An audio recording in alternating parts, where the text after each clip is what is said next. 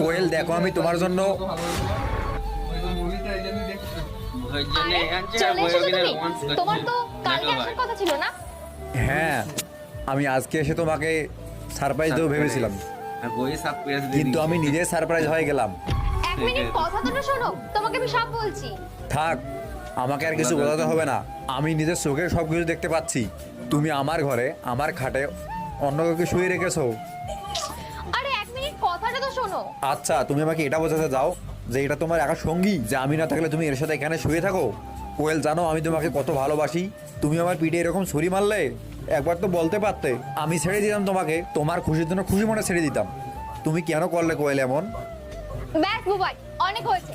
আর আমি এইটুকু ভালো করে বুঝে গেছি তুমি আমাকে কতটা ভালোবাসো আর কতটা বিশ্বাস করো। আর আমি যদি ভাবি না আমি এইসবই করব, তাহলে তুমি আমাকে কোনোদিনই ধরতে পারতে না।